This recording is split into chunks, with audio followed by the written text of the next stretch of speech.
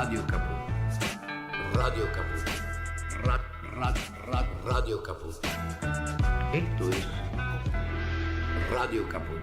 Buenas noches, muchas gracias. Radiocaput.com.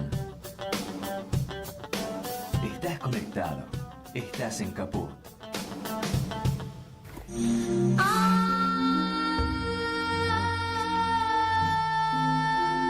Entrañables.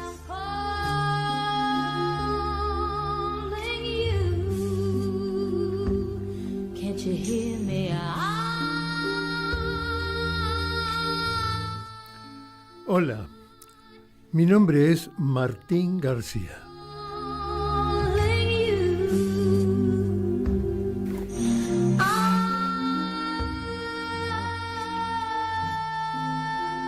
Entrañables.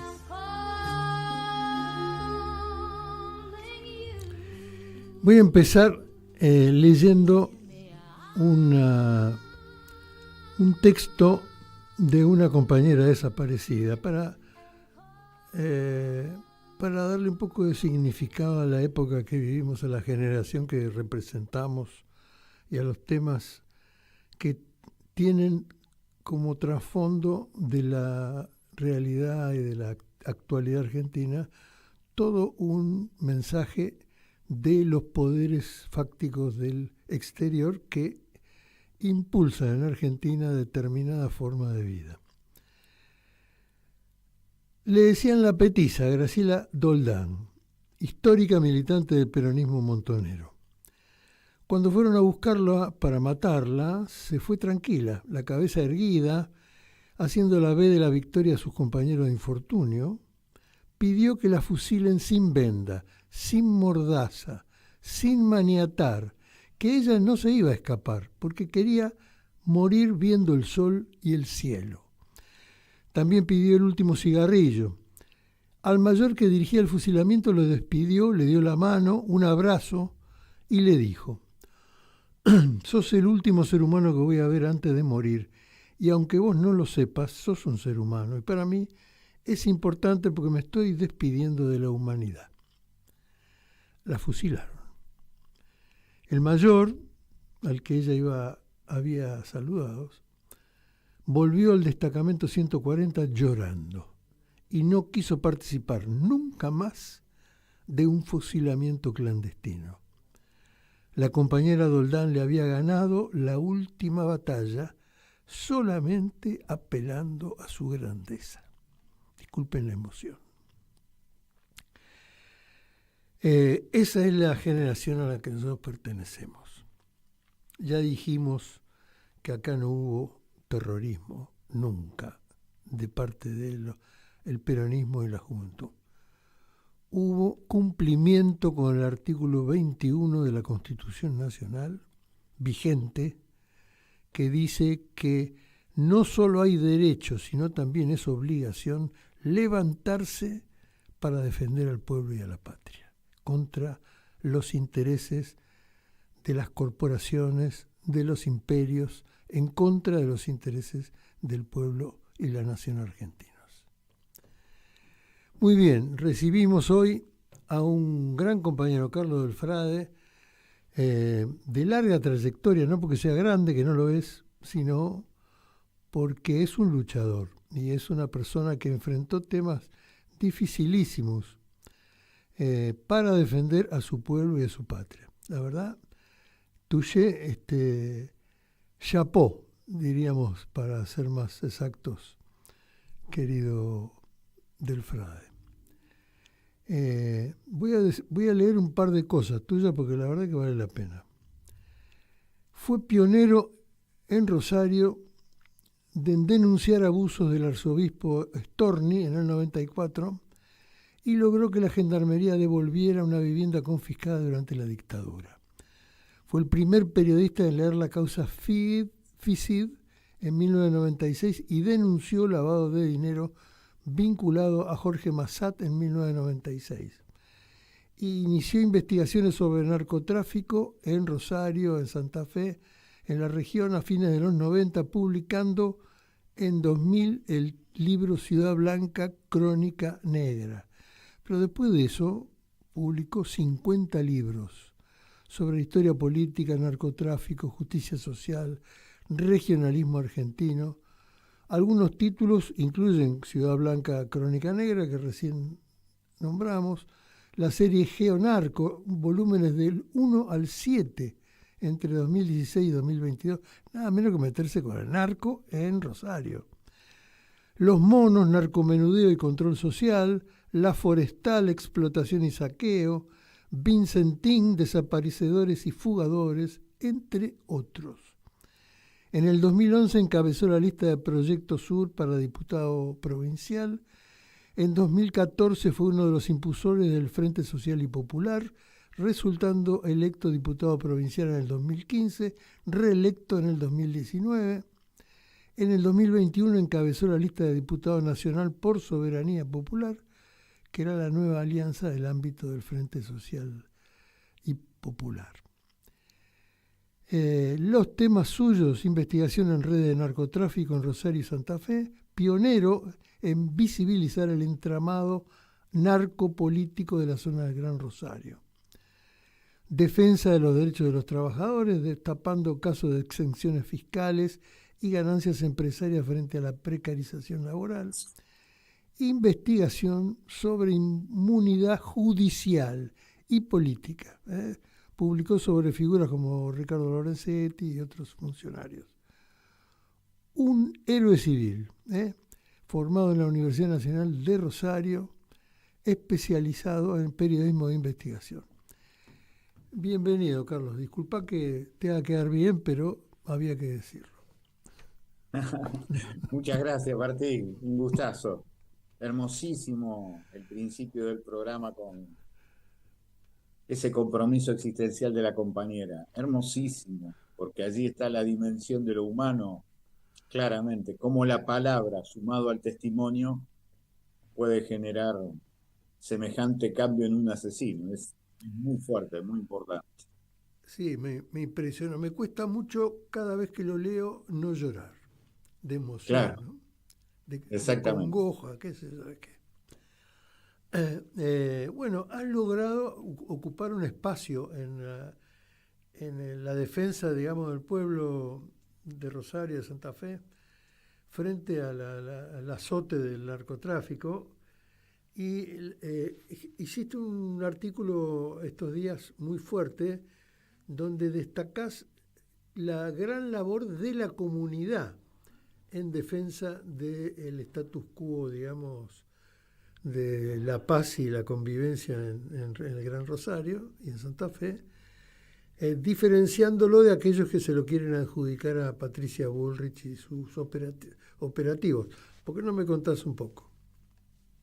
Sí, en realidad esa es una respuesta muy concreta a lo que significa la aplicación de la ley antimafia de Patricia Bullrich, ley que se termina votando a fines de febrero de este año y se termina publicando en el boletín oficial a principios de marzo de este año. La ley antimafia que promueve Patricia Bullrich, como no era otra cosa de esperar, está basada en la llamada Ley Rico, una ley Rico que en realidad no es el apellido Rico, sino que es una sigla norteamericana, que se aplicó como ley antimafia en 1970 en los Estados Unidos.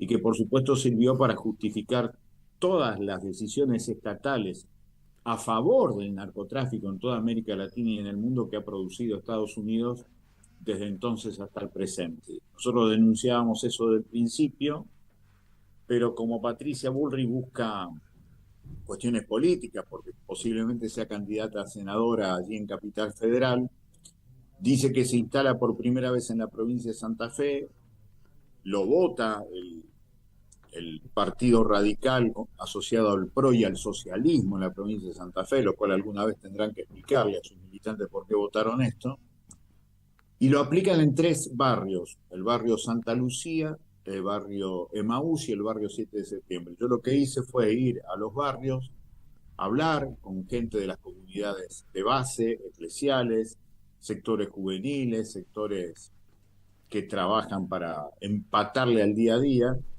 y allí, más allá de los homicidios producidos especialmente hasta el 2023, La comunidad ha generado espacio de participación y no está esa violencia homicida, con lo cual la aplicación de la ley antimafia da la sensación que es un verso que se hace por sobre todas las cosas para aplicar control social y para vender en Buenos Aires y en distintos lugares que Patricia Bullrich supuestamente combate contra el narcotráfico. Me parece una fenomenal hipocresía que contribuye al control social y contribuye especialmente a meterle miedo a nuestra población en un momento en donde es evidente que, como vos bien lo decís, en el artículo 21 de la Constitución Nacional comienzan a aparecer de formas dispersas, pero comienzan a aparecer seriamente formas de resistencia contra este saqueo planificado del gobierno de Milei y asociados, entre ellos el gobierno de la provincia de Santa Fe. Yo tengo la sensación, quizás vos me corrijas, que el narcotráfico lo maneja Estados Unidos, digamos, que es el empresario del narcotráfico en el mundo, es una línea interna del gobierno y del sistema político de Estados Unidos, no importa si es demócrata o si es republicano. Claro. Y que la tarea sobre el narco que desarrolla Estados Unidos, denunciando bandas, interviniendo violentamente contra grupos narcotraficantes, es para que se maneje dentro de su esquema y no que otros hagan negocio paralelamente. Es decir, como una forma de monopolizar el negocio, la producción, la distribución, el control, etcétera. No sé si eso tiene algún asidero. Nosotros estamos convencidos que sí. En algún momento, Pedro Aramburu, que fue diputado nacional del Partido Intransigente, apenas comenzada esta democracia de transición del 83 en adelante, hizo un excelente documento en la Cámara de Diputados de la Nación hablando de la hipocresía de la lucha contra el narcotráfico y marcaba que el Estado norteamericano había en primer lugar fomentado el consumo de la heroína para hacer que su juventud vaya a pelear y a morir a Vietnam. Y que después de eso, que fue planificado del Estado, ante la derrota por la resistencia del pueblo vietnamita, empezó a producir desde los recitales de rock a la cultura de la marihuana a finales de la década del 60 para bajar los decibeles, con lo cual era una política pública de inducción al consumo masivo de drogas como la heroína y la marihuana.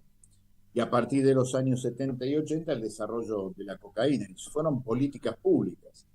Después lo que hace Richard Nixon, el 1 de julio del 73, un año antes justo de la muerte de Perón, lanza la DEA, esta parte del Estado norteamericano que dice enfrentar al narcotráfico cuando en realidad lo que hizo desde entonces, del 73 hasta hoy, fue regular el negocio del narcotráfico en toda América del Sur, con un caso escandaloso que fue el del coronel Oliver North, que generó desde el propio Estado, desde el propio gobierno de Estados Unidos en la época de Ronald Reagan, tráfico de droga, especialmente relacionando a Irán por un lado, por la amapola, por la heroína, y por el otro lado para comprar con esa venta de droga que hacía el propio Estado norteamericano a través de la CIA y la DEA, comprarle armas a los contras nicaragüenses, un hecho que fue absolutamente registrado, no solamente televisivamente, en películas, sino también en sesiones del Congreso norteamericano. Allí quedaba absolutamente claro que este es un gobierno, como nosotros siempre decimos, paraestatal y multinacional, es decir, con nichos corruptos de los estados de arriba hacia abajo, como todo gran negocio capitalista, y que se fue dando en distintos lugares. Acá en la Argentina aparece a partir de un acuerdo que hace la dictadura de Videla y la dictadura de Banzer en Bolivia, y el primer hecho fue un cargamento de 200 kilos de cocaína que llega el 24 de abril de 1978, plena dictadura, al puerto de Rosario, a la zona franca de Bolivia, pero fue un negocio pactado de arriba hacia abajo. Ahí quedaba claro la genealogía, cómo se hace este negocio. un acuerdo de nichos corruptos del Estado de arriba hacia abajo y que se generaba de esa manera. Desde entonces hasta acá, lo que hoy tenemos son casi 47 años de un negocio que hace del río Paraná el lugar por donde sale, se exporta la mayor cantidad de cocaína a distintos lugares del mundo, y los exportadores son empresarios privados como lo de Vicentín. Por eso me parece tan importante desarrollar esto, porque después al pueblo le hacen creer que el desarrollo del narcotráfico está en las villas miserias. Ahí lo que está es la última parte, el último eslabón de la cadena de comercialización, pero que empieza de esta manera con esta historia que estamos contando. ¿Por qué crees que han desarrollado el fentanilo en Estados Unidos, que les ha generado una crisis humanista impresionante? Sí, yo lo que primero porque es la lógica del sistema, como pasó con el opio en China. Eso también hay que recordarlo. El siglo XIX, con las dos guerras del opio en China, inducido por el imperio inglés, generó que después los puertos de China fueron ingleses, a partir de la inducción del consumo de opio. Acá la matriz sigue siendo la misma. Fueron laboratorios norteamericanos que en el año 2010 desarrollan el consumo masivo del fentanilo, y efectivamente se ha producido una pandemia enorme de consumo que ha generado millones de muertos. Pero yo creo que tiene que ver con esto, el control social, la juventud absolutamente devenida en zombies en Estados Unidos, para que sean cada vez menos críticos del sistema que los transforma en consumidores consumidos. Así que me parece que es un negocio también paraestatal que se ha producido de esta manera, sin importarles demasiado el número de víctimas que producen su propio pueblo. Eso es lo que también me parece. El problema grande es que eso lo van a exportar a América, lo van a exportar al sur, y por eso tenemos ya casi 70 víctimas por fentanilo contaminado en distintos lugares de la Argentina en estos momentos. Que empiezan con un fentanilo trucho, ¿cómo es? Claro, fentanilo contaminado que después es vendido como cocaína en mal estado, como pasó en la provincia de Buenos Aires en el 2022, en donde en un solo día hubo 24 muertos, y eso fue distribuido por los nichos de corrupción de la bonaerense, que es uno de los principales carteles de droga que tiene hoy la Argentina. Qué complicado, ¿no? Es complicado. Eso es importante denunciarlo desde la política. Había una frase, ¿no? Qué difícil es vivir entero, ¿no? Exactamente. Qué difícil es ser personas sencillas que viven de su trabajo, que aman, tienen hijos, los cuidan, tienen perros, los cuidan, son buenos vecinos, hacen acuerdos para el asfalto, para la luz, para reunirse y celebrar en la calle el principio de año, ¿no? Todas esas prácticas que hemos visto en nuestra generación, de los más grandes, que nosotros lo hemos visto de pibes, y también de jóvenes, o más jóvenes, y que yo me pregunto a dónde va la concentración de riqueza por cualquier vía que utilizan estos estados empresarios, yo diría, con pueblos que se convierten en pueblos suicidas, porque gran parte de la guerra que ha desarrollado Estados Unidos ha sido convenciendo a los jóvenes que fueran a luchar contra una pared, digamos, porque en todos lados salieron mal parados, digamos, ¿no? En lo personal, Sin duda, por lo menos. sin duda. Ya el diseño de la guerra es un diseño antihumano, ¿no? Completamente antihumano, aunque sea humano el deseo legítimo de estar mejor, de que su gente esté mejor, de lograr colocar sus mercaderías y todo eso. El sistema de la guerra es un sistema anticivilizatorio, ¿no? Sí, efectivamente. Antihumano, digamos. Efectivamente. Hay Nosotros lo que decimos en el último libro que escribimos, que se llama Soberanía de la Cabeza, porque nos preocupa mucho cómo ha sido destruida la conciencia colectiva histórica de los pueblos a partir de las nuevas tecnologías.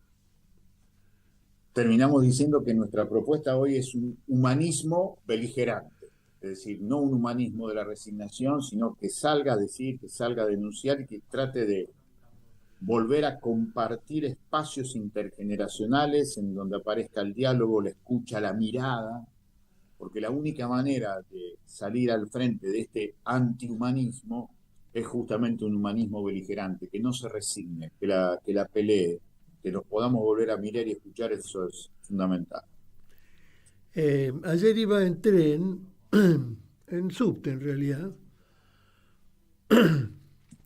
y en un momento me di vuelta y vi en un rincón del vagón, había dos chicas de edad media con su celular, frente a ellas de pie un señor grande, que debía tener 80 y pico, 90 años, con su celular, otro señor de edad intermedia con su celular, todo eso en el grupo, digamos, de 5 o 6 personas, todos con su celular, mirando el celular, digamos, ¿no? Y me saltó la ficha que parece obvia al saltarse ahora, pero, digamos, que se demoró en mí, que conozco a fondo el Eternauta, de tener esa mirada. Me pareció que se había instalado la idea de los hombres robot del Eternauta, todos que tenían en realidad un aparato que lo tenían puesto en la piel, digamos, o en el cuello, pero acá está agarrado a la mano, acá es móvil, digamos, uno lo puede dejar arriba de la mesa, no es que esté enchufado, pero en ese momento Oesterheld pensó que les ponían un aparato para conducirlo, darle órdenes, ¿no? Y es lo que yo vi en ese rincón, ¿no? Sin duda. Porque, digamos... Martín, yo ahora lo que te voy a pedir es autorización, porque no sabía la extensión de la entrevista y el programa tan cálido y tan humano que estás haciendo, pero yo tengo que hacer otras entrevistas, así que yo te pido disculpas, pero tengo que dejar ahora porque le estoy fallando a otros muchachos que habían quedado con nosotros. Así que te agradezco muchísimo y cuando vos quieras y acordemos, con todo gusto seguimos esta charla en este programa tan entrañable que es el que estás haciendo. Bueno, muchas gracias. Vaya tranquilo. Un abrazo. Gracias. Vamos a quedarnos con la música de Carlos. Vamos a poner todavía Cantánamos para que sentir el feeling de lo que él pensó con nosotros.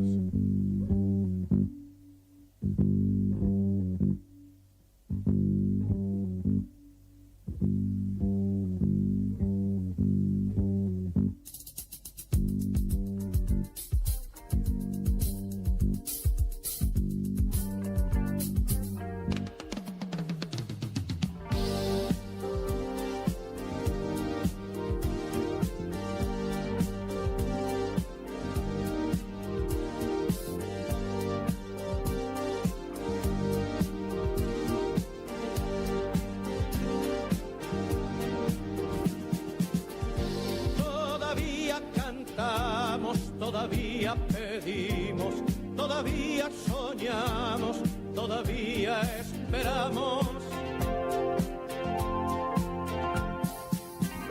A pesar de los golpes que asestó en nuestras vidas, el ingenio del odio desterrando al olvido a nuestros seres queridos.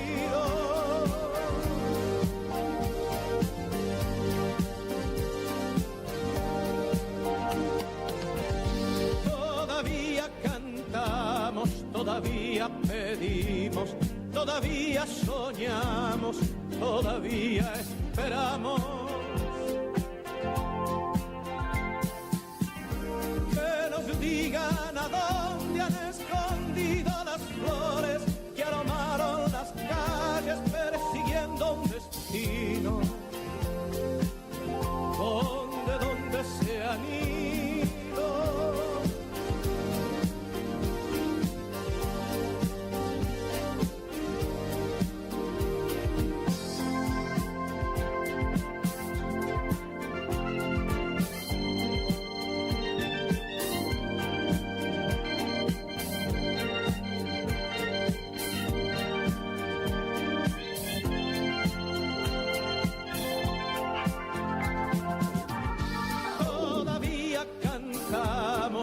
todavía pedimos, todavía soñamos, todavía esperamos. Que nos den la esperanza de saber que es posible que el jardín se ilumine con las risas y el canto de los que amamos tanto.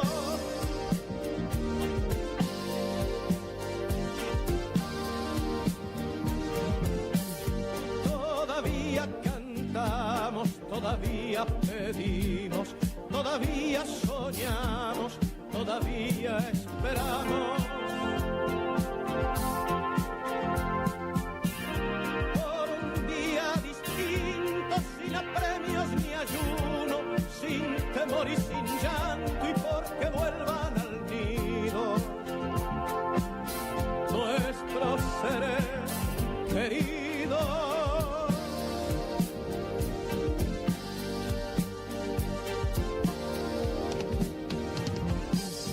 Todavía cantamos, todavía pedimos, todavía soñamos, todavía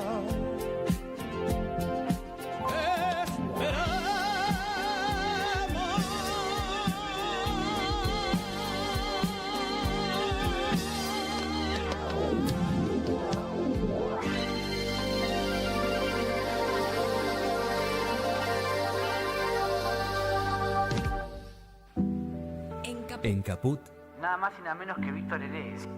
pasan cosas. Vos lo llamás y decís, ¿a qué hora es?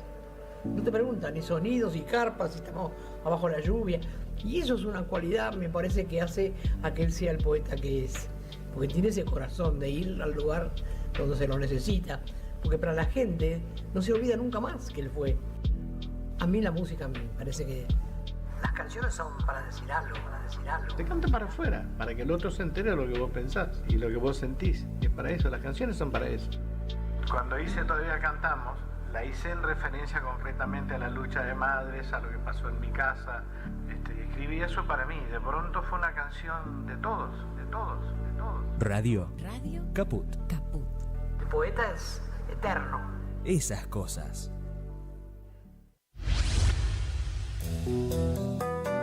La lupa mágica de la palabra, donde se nos asoman los de las teclas y nos proporcionan un pedazo ya. La lupa mágica de la palabra, con la conducción de Alejandro Gil, desde San Miguel de Tucumán. La lupa mágica de la palabra. La palu cájima de la bralapa. De lunes a viernes, a las 12 de la noche. En Capó.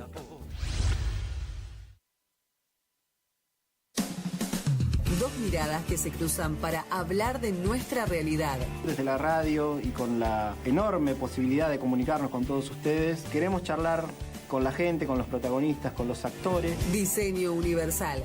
Fabián y Fernando Galarraga. A pesar de los intentos de invisibilizarla para señalar que estamos viviendo una situación verdaderamente trágica. Una propuesta colectiva para dejar nuestras individualidades prejuiciosas atrás. Se aprobó con unanimidad una ley que empieza a mejorar un poquito la situación de las familias y de las personas con discapacidad. Diseño Universal. Viernes a las 14. Por Radio Caput. Voces de los territorios. El verdadero relato. Voces de los territorios. Conduce Irma Caupán. Voces de los territorios. Los martes a las 9 de la noche. En Capó.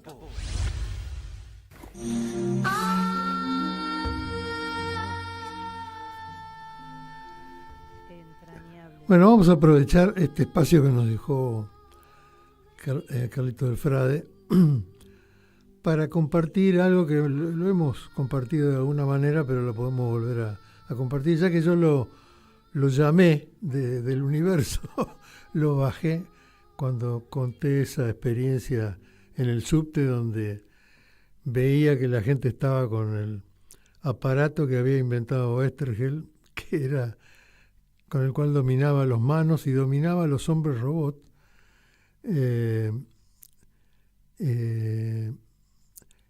y nosotros lo convertimos en un celular, digamos.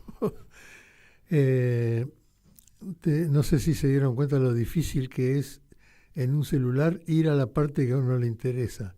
Porque en el medio tiene 70.000 mensajes y aplicaciones que inundan la pantalla y que buscan la manera de no dar ningún botón para que uno vuelva a lo que estaba haciendo o al teléfono que quería ubicar o a la imagen que había guardado para ver, en fin. Es una pelea entre los que mandan información y uno que compró un celular para hablar cuando uno quisiera, no cuando quisieran ellos, y para ver lo que uno quisiera, no lo que quieren ellos que uno vea. Así que estamos de nuevo con Oesterheld.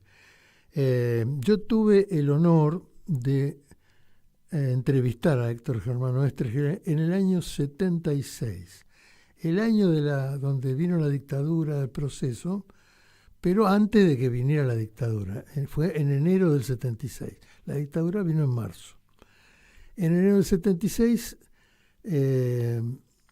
yo era fanático de todas las obras del Eternauta, de Oesterheld, de la revista Acero, Frontera, de Bull Rocket, de Joe Sonda, del Sargento Kirk, todas esas historietas maravillosas de Oesterheld.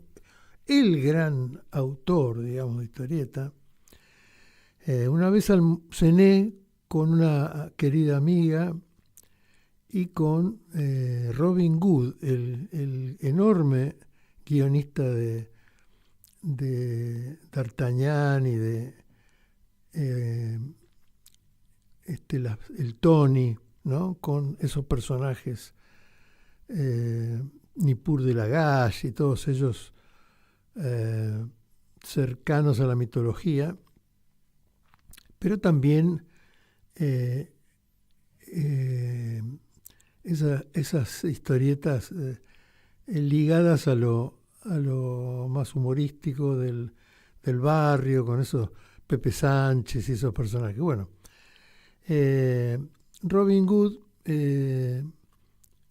que me habían invitado una amiga en común a compartir la cena en Parrilla Rosa, que estaba ahí en Recoleta, ¿no? De Lenita Goñi, y en un momento determinado le digo, finalmente, un tema que estaba muy discutido en la sociedad de la historieta. Decime, Robin, para vos, ¿quién es el mejor guionista de historieta, vos o Oesterheld?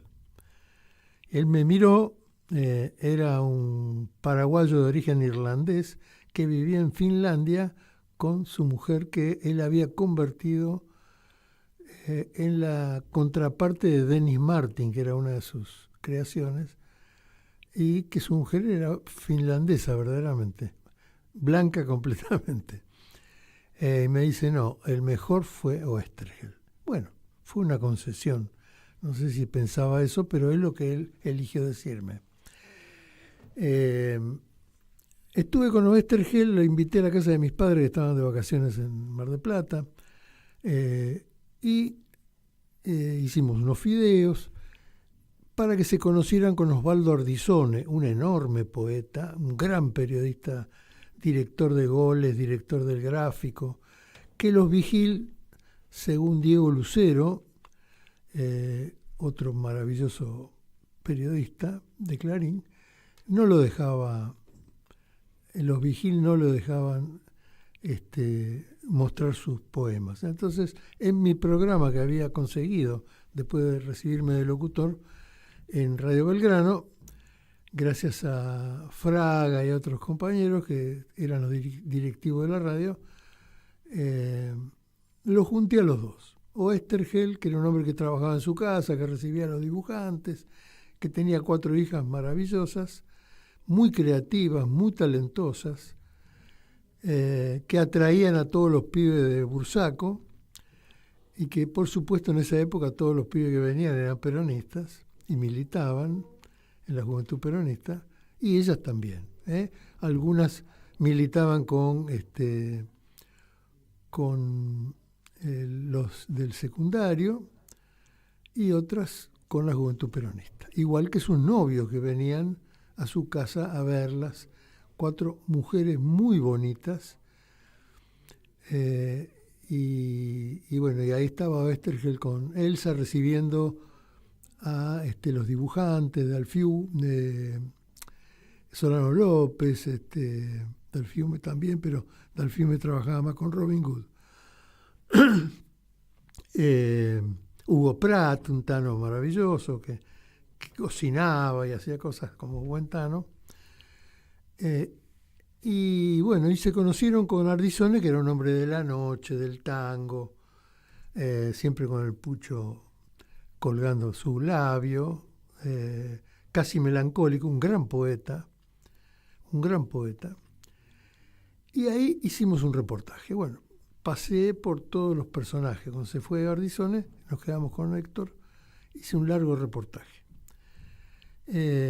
Después hablamos sobre muchos personajes, pero también hablamos sobre lo que en ese momento ya se veía como una gran historieta, que era El Eternauta.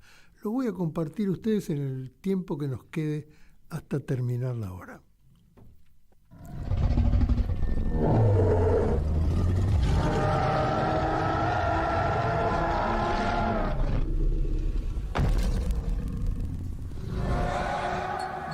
El Eternauta. Esa famosa obra de Oesterheld, El Eternauta, que junto con Solano López primero y Brecha después, El Eternauta, le dan un sacudón a la historieta porque para nosotros es como si se pusieran los pantalones largos. El Eternauta, en el sentido de lo nacional, es decir, toma el tema desde Buenos Aires, la invasión interplanetaria de los sellos, y penetra en Buenos Aires.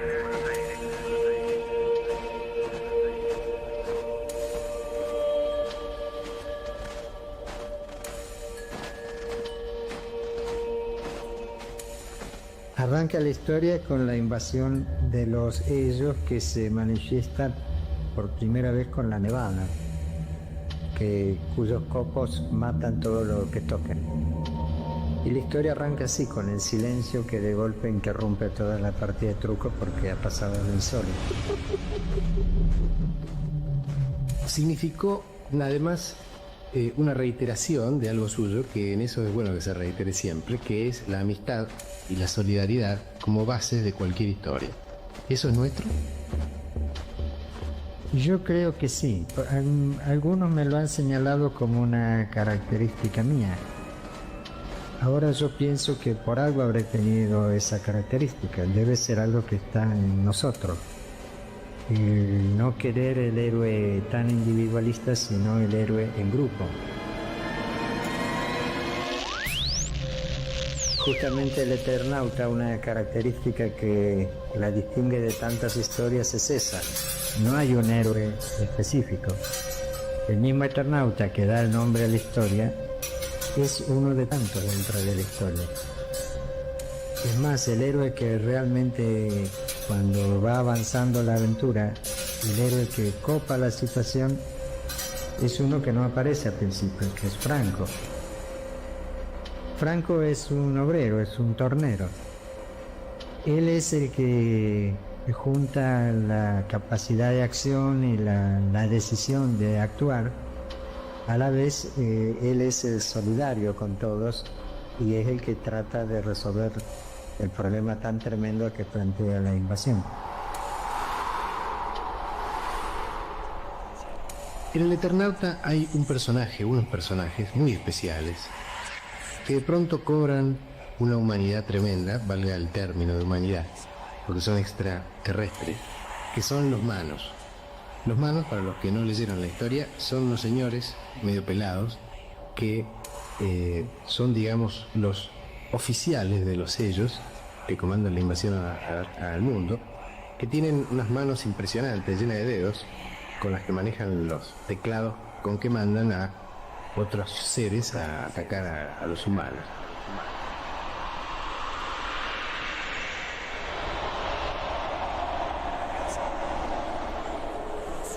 En realidad los manos, como yo los pensé entonces, eran seres como nosotros, prácticamente iguales. tenían también sentimientos, tenían amor por las cosas sencillas y tenían las mismas cosas que nosotros. Solo cuando el hermano está seguro ya que se muere, que ya cometió el error de asustarse, porque ahí está su debilidad. Cuando se asusta, muere. Cuando ya sabe que va a morir, entonces puede franquearse con los terrestres.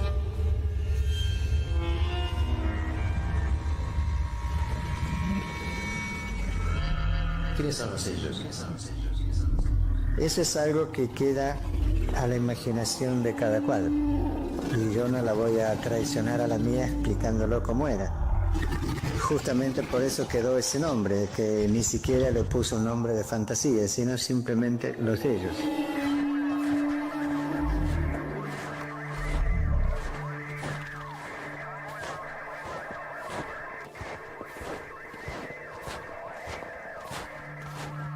¿Qué personaje le quedó más o le tuvo más simpatía finalmente? Hubo varios. El que se terminaba copando la historia era Franco, el obrero tornero.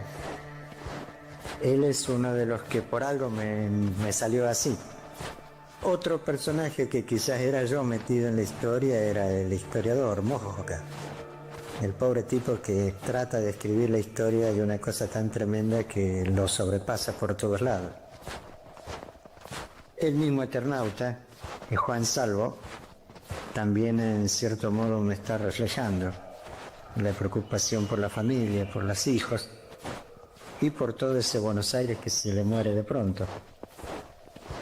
No sabría decir cuáles, porque si me pongo a pensar en cada uno, en Favalli o en todos los que van apareciendo, cada uno me resulta especialmente querido, lo mismo como los mismos Manos.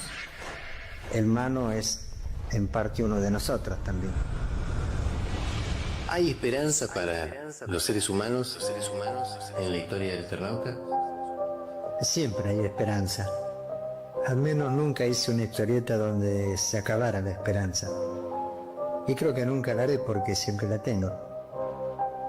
En el Eternauta es una historia con un final un tanto insólito que me lo han discutido tantas veces. Pero yo los dejo que lo discutan, porque si yo lo quiero explicar, no sé, entraría yo también a discutirlo. Salió como salió el final y yo creo que era el final que le correspondía. Mediafol.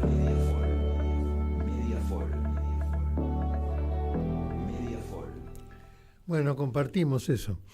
Bueno, resulta que nosotros fundamos la agrupación Oestergel en el año 1996-97, en homenaje a Héctor Germán Oestergel.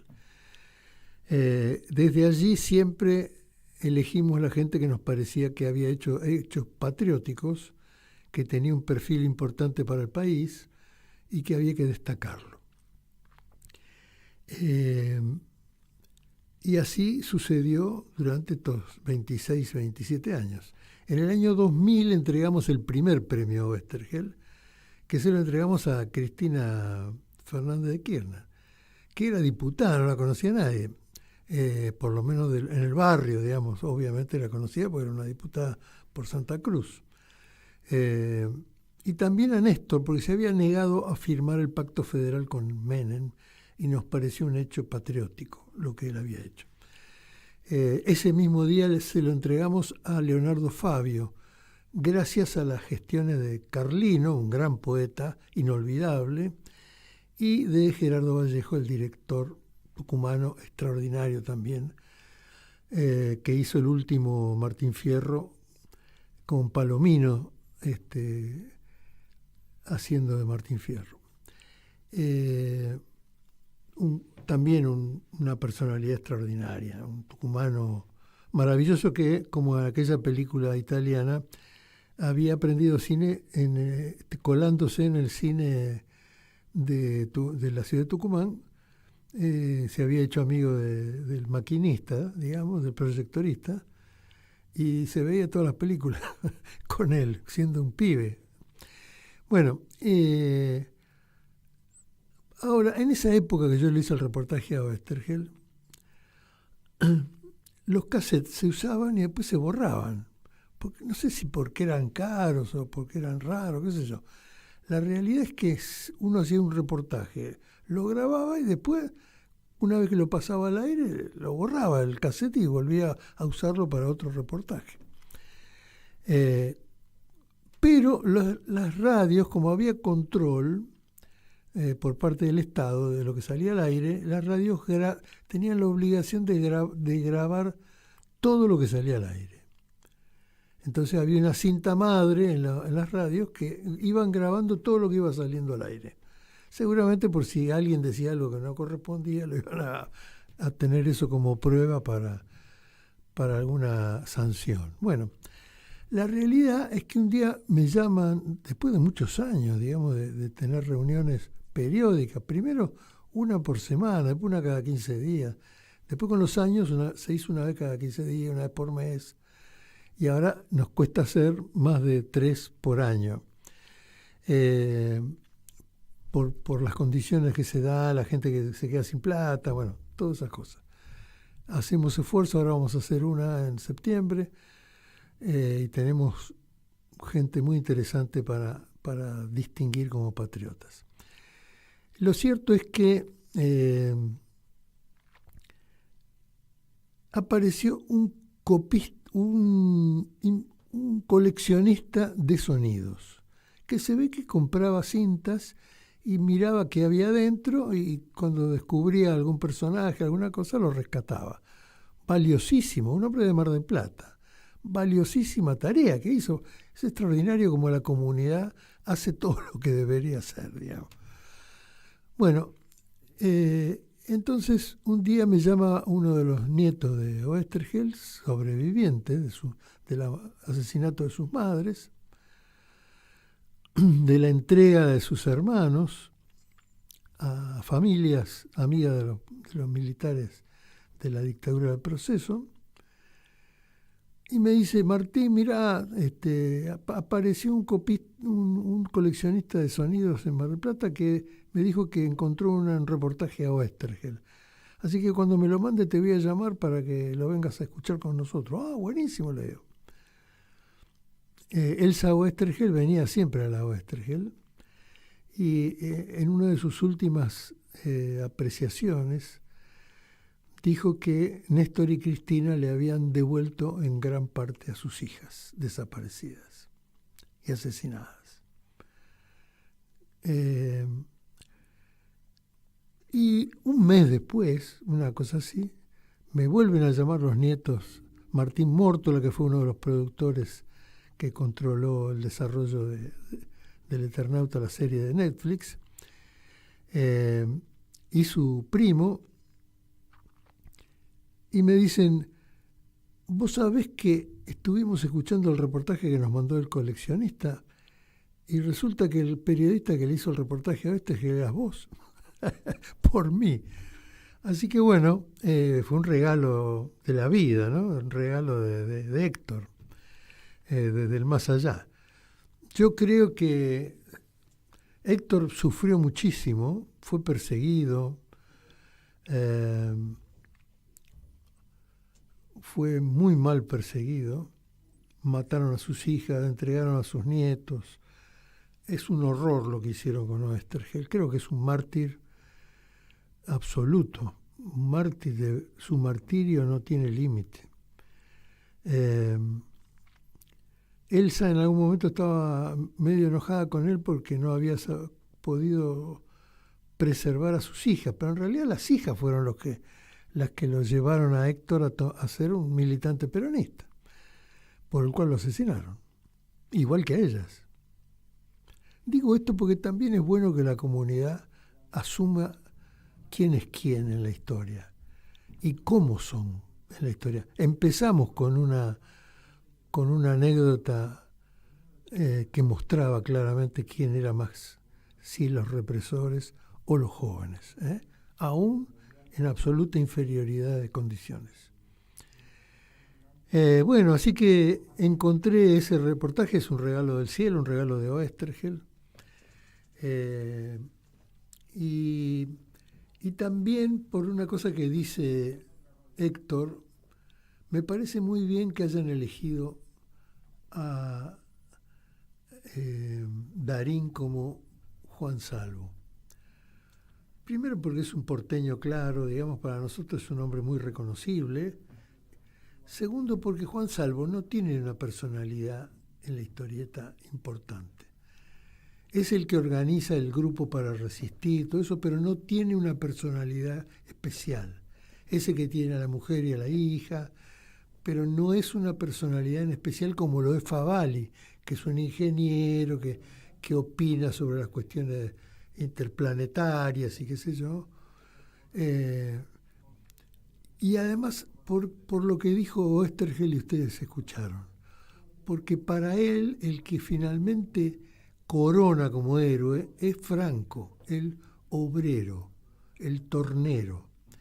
Y ese será muy interesante si lo ponen en la segunda parte del Eternauta, los productores. Sería muy importante que tenga un actor que valga la pena para haber sido el personaje elegido de Oesterheld.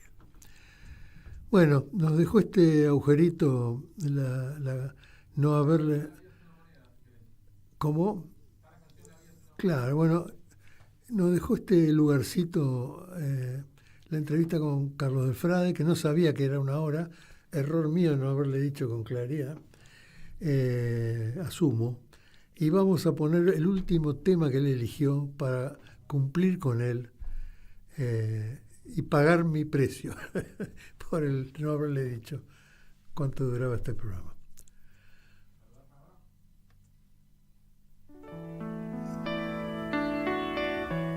La vida es una moneda. Baglietto. Quien la rebusca la tiene. Ojo que hablo de monedas y no de gruesos. La vida es una moneda. Mi vida es una hoja en blanco. Un piano desafinado.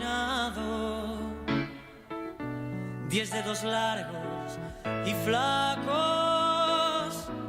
y un manojo de palabras.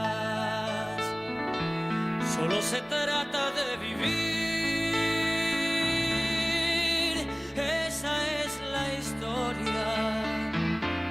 Con la sonrisa en el ojal, con la idiotez y la cordura de todos los días. A lo mejor resulta bien.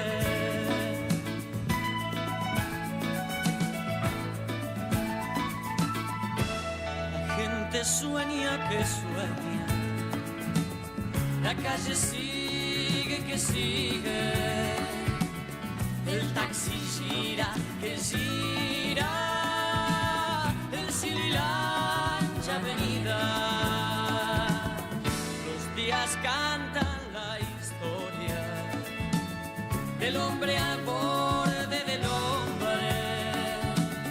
Los días cantan mañanas, los días no tienen miedo. Es para anotar, por un lado, la gente escribe historias, escribe poemas, se hermana, milita por las ideas para que la gente esté mejor. Por el otro lado, hay gente que solo le interesa su poder y su dinero. Y entonces no tienen problema en matar gente, en regalar hijos, en martirizar personas, porque son subhumanos. Tienen imperios, hacen películas, hacen autos, hacen aviones, hacen bombas atómicas, pero son unos hijos de puta.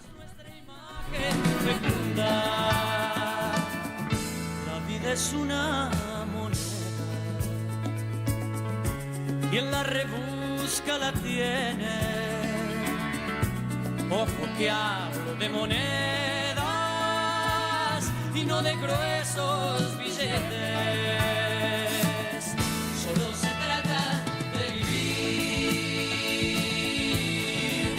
Esa es la historia. Con la y la cordura de todos los días. Lo mejor resulta bien, solo se trata de vivir. Esa es la historia. Con un amor, sin un amor, con la inocencia y la ternura que florece a veces. Lo mejor resulta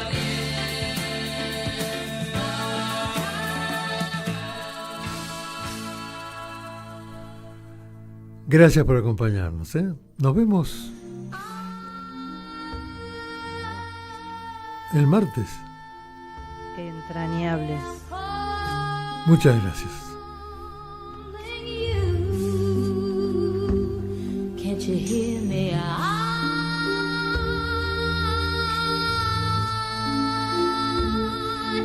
I'm calling you. Hoy Chicha se nos fue. En Caput Ana María Cariaga, pero quizás nos sobrevuele con su alma de abuela guerrera. pasan cosas. Para darte a vos, Clara Anaí, esos abrazos tejidos y abrigados. El Zapabón. Decir que es merecido es poquito, no hay palabras para describir a Chicha. María Victoria.